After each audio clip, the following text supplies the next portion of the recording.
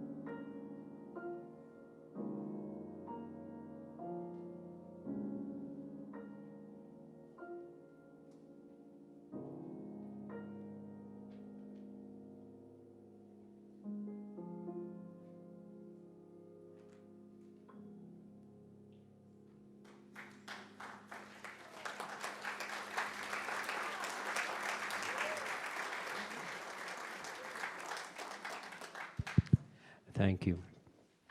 Well, another composer who, oddly enough, also seems to show how the two worlds of classical music and jazz are not so far apart is Beethoven, who started his career. A lot of people don't realize when he first came upon the music scene, he was this virtuoso pianist who was known for his improvisations.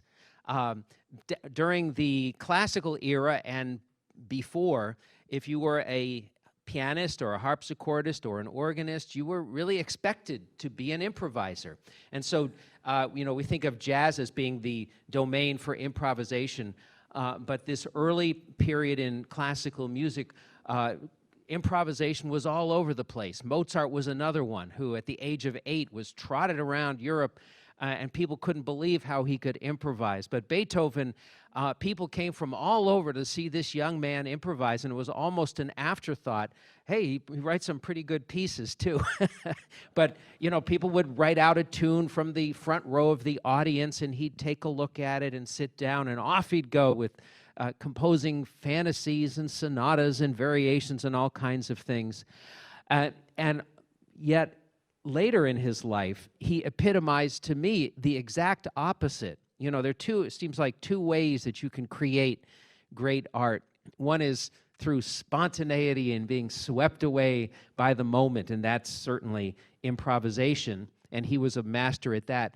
And yet there's the other way, which is elbow grease and being very self-critical and revising and working on a piece for months and months and months. And Beethoven kept these sketchbooks where he would jot down ideas for pieces that would take many, many months to get into the final form. And of course, at the end, they sound like they're etched in stone.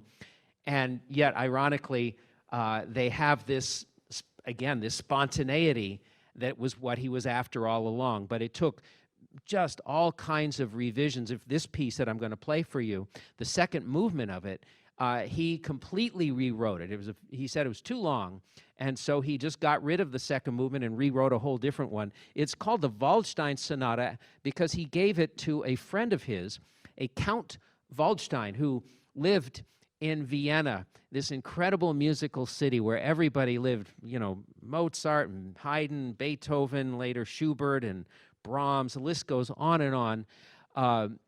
At any rate, there was so much music going on that there were people like this fellow who was a fantastic pianist and would commission these works from Beethoven, and Beethoven gave this piece to him as a kind of thank you.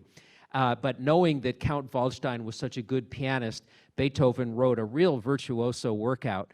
And I'm unfortunately only playing the first movement of it, but this is one of those works that just was many, many months in the making, and yet at the end it just has this just restless vigor about it that was so typical of Beethoven.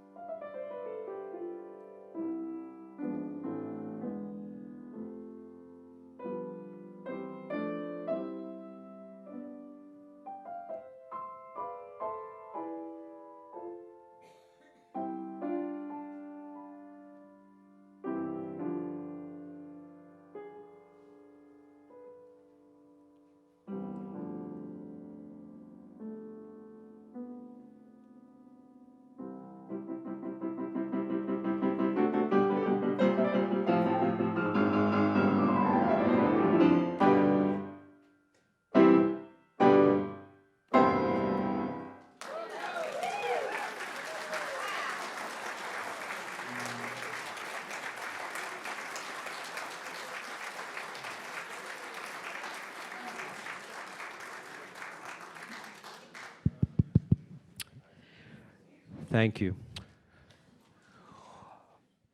Well, moving way ahead in the history of music, first I want to see if there's a...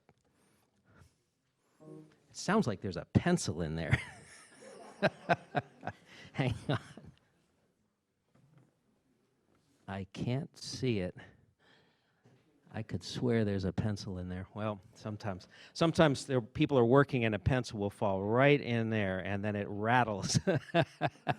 Well, this next piece is by a very established pianist, Sergei Rachmaninoff, written in 1934. He was at this time considered pretty unanimously the greatest pianist alive, and he had all kinds of hits throughout his life, starting, believe it or not, at the age of 18 when he wrote his Prelude in C-sharp minor. This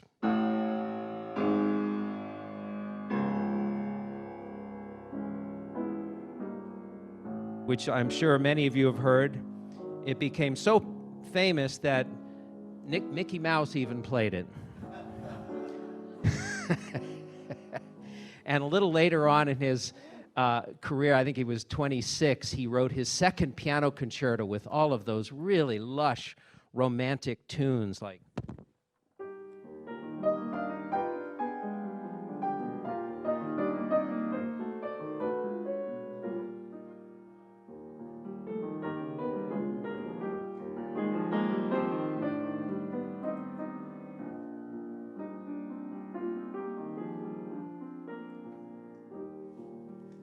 And of course, that was a huge hit. There was the Second Symphony. There were a bunch of other preludes after the Prelude in C-sharp minor. And in 1917, he left Russia for good. The revolution broke out, and he never returned. And that's when he carved out this tremendous career as a pianist. And he eventually moved to America, and he became an American citizen and played concerts everywhere. I remember I played it was really fun. On February 17th, 1993, I played the 50th anniversary concert of Rachmaninoff's last piano recital in Knoxville, Tennessee. That was the last place he played, at the University of Tennessee in Knoxville. And I remember the reviewer came to my concert, and he had actually been at that concert 50 years earlier, and he said, "The seats are just as hard as they ever were." But Rachmaninoff wrote this piece in 1934 as a vehicle for his own concerts. He had written 4 concertos, and he tried his hand at this new kind of a form, and he called it Rhapsody on a Theme of Paganini. It's based on this very famous tune by Niccolo Paganini. And it's been used by everybody for variations. It's a perfect little tune for variations. And in fact, he should have called it Variations on a Theme by Paganini. But I think he called it Rhapsody for 2 reasons. One is that it's not only based on this tune. There are a few places where you'll hear another famous tune cropping up, and this is it.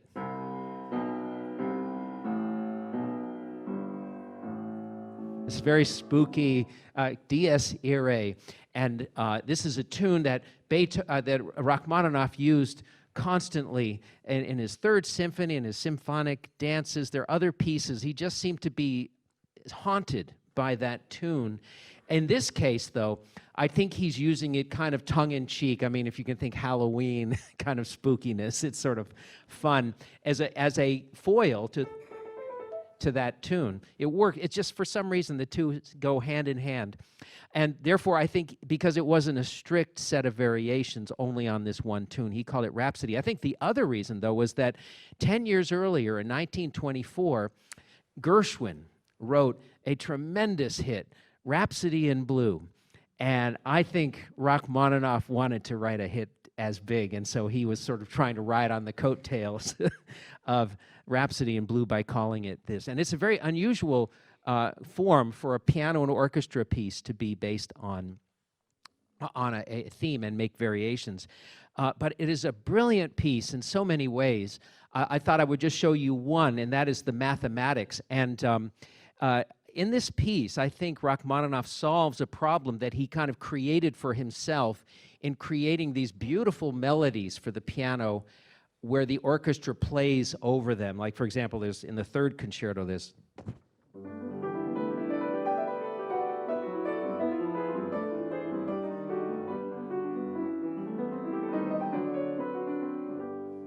and pianists just love to play all those notes. But the problem is that with the orchestra playing under it, all you really hear is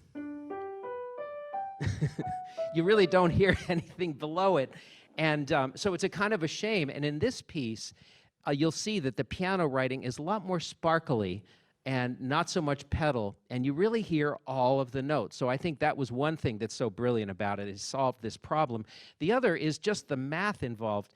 And this is just one example that knocks my socks off. There's the most famous variation is the 18th variation. It starts like this.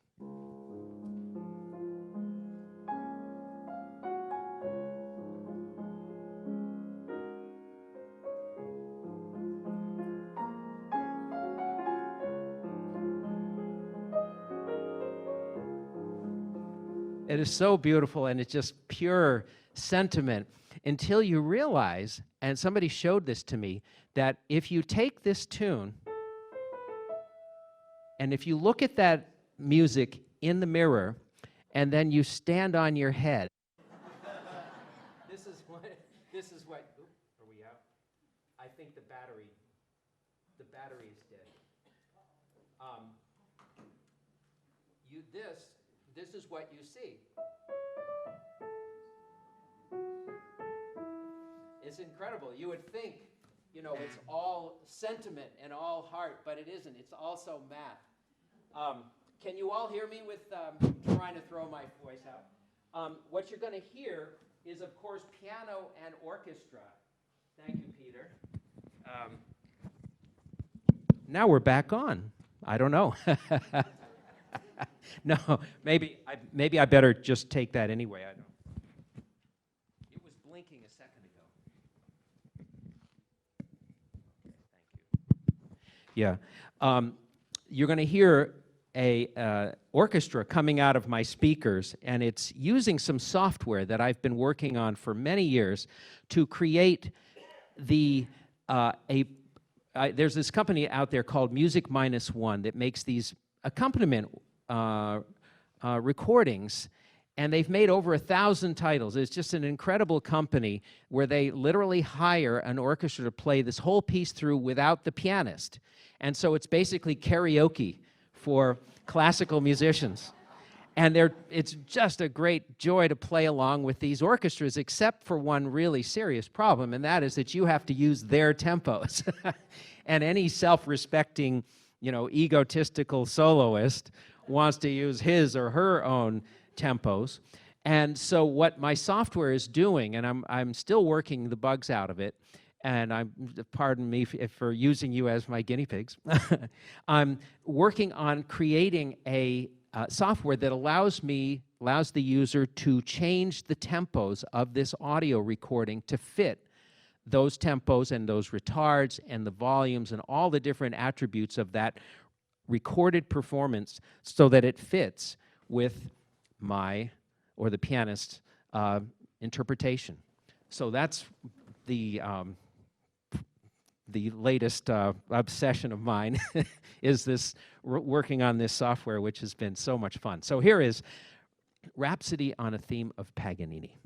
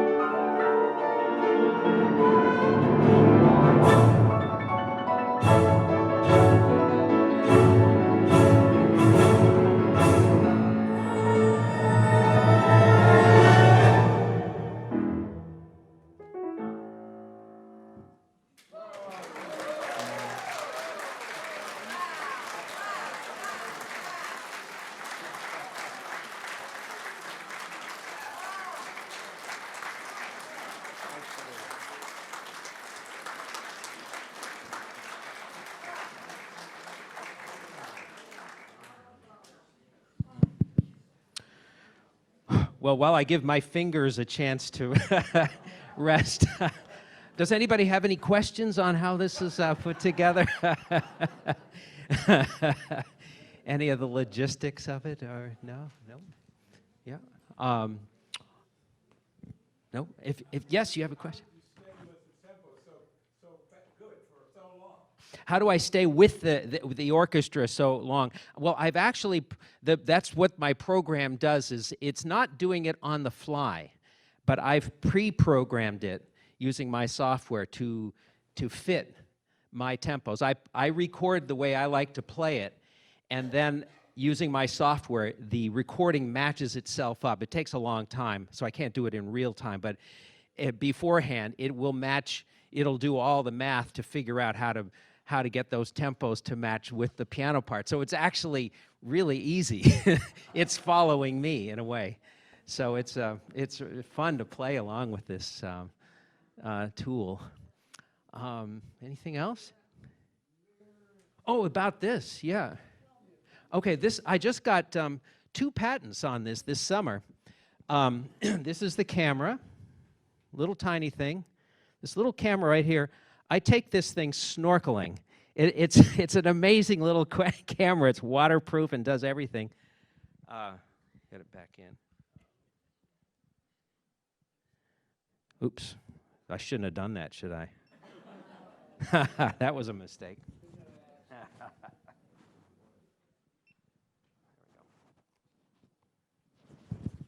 And so this is the projector.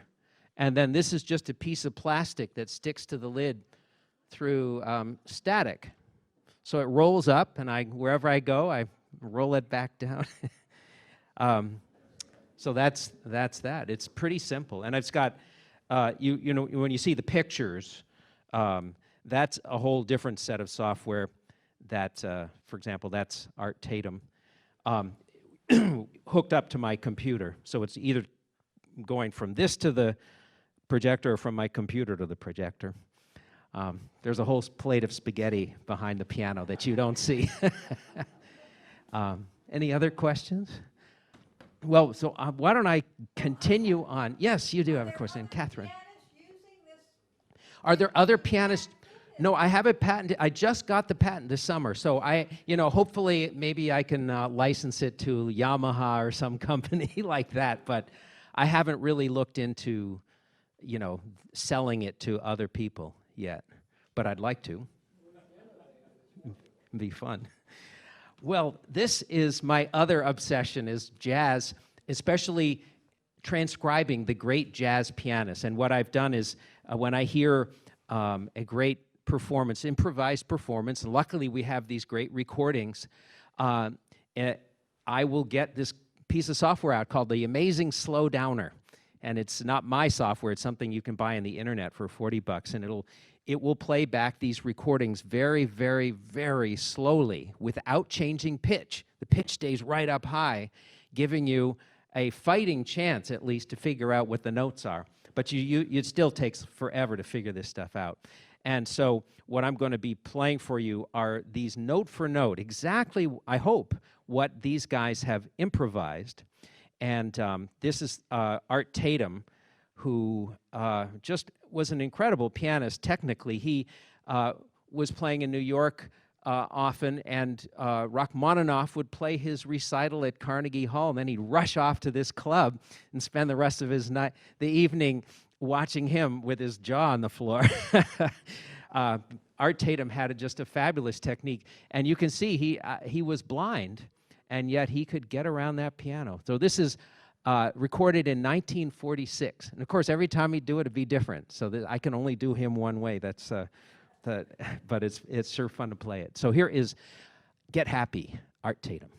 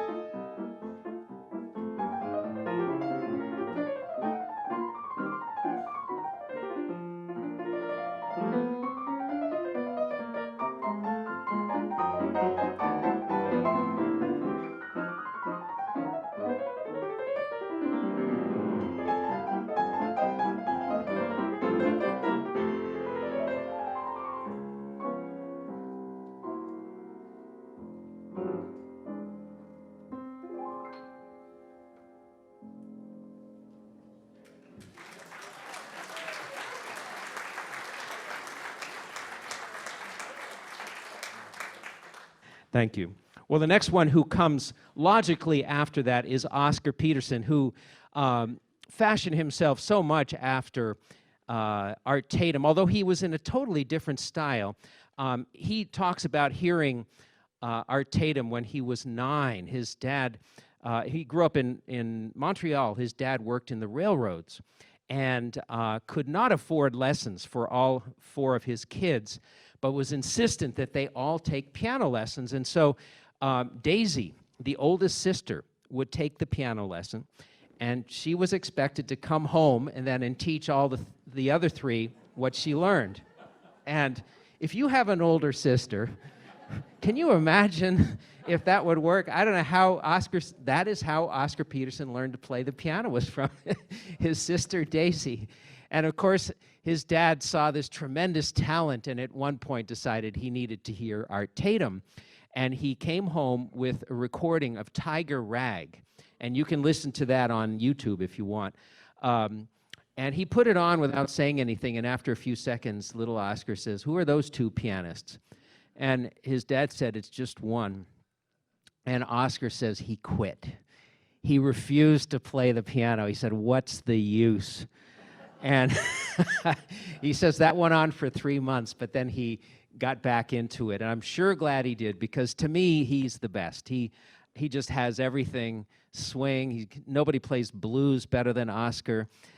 His beautiful arrangements. He played, incidentally, with bass and drums, and this recording, incidentally, I have my own sort of similar story. This is the first cut of the first album I ever heard of any jazz. It was, my dad was in the Boston Symphony, and he came back from playing at Carnegie Hall and stopped off at Sam Goody's. Remember Sam Goody's? And picked up this album called Easy Walker, and he gave it to me. I think I was 9, and I just instantly loved this, and I wanted to learn how to play it. This is called At Long Last Love, and he recorded this with Ray Brown on bass and Ed Thigpen on drums. And in this, what you're going to hear coming out of the speakers then is my trio, well, minus me, Peter Tillotson on bass and Peter Frankel on drums. These are my friends. We've been playing since high school together. And and they're also into this whole thing of transcribing, so they've transcribed their parts too.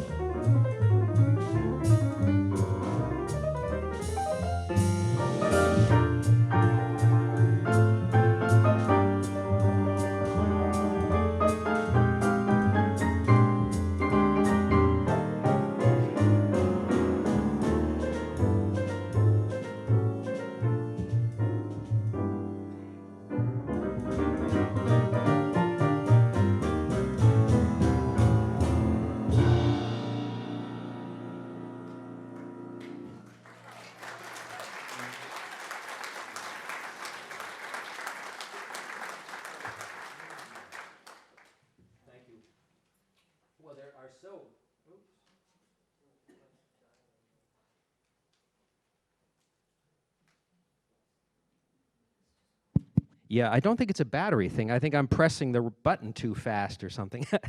Anyway, there's so many jazz pianists that I could play for you. They're so interesting. It's this huge range where they take this, the Great American Songbook and make each song their own.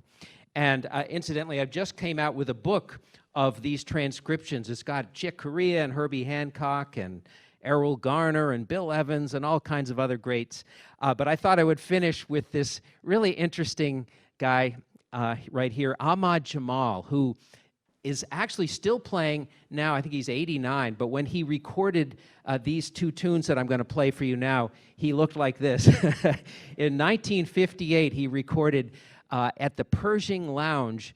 It was at a club in Chicago, and somebody hauled in a tape recorder and pressed the record button, and next thing you know, this was one of the biggest selling jazz albums of all time.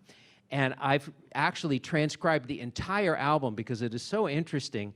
It's very different from Oscar and Art Tatum in that he actually liked to kind of sit on his hands a lot and give the other guys a chance to shine. He played with Israel Crosby on bass and Vernel Fournier on drums. And so he was kind of a pioneer in the sense that he, the idea of less is more, letting just the music swing on its own without continually playing. And you'll hear that in these two tunes. First, I'm going to do a ballad, and which is this very sad song, What's New, if you know the words. And then we'll do Surrey with a Fringe on Top, which is a little more humorous, and you see his sense of humor. So here are two tunes from 1958, Ahmad Jamal.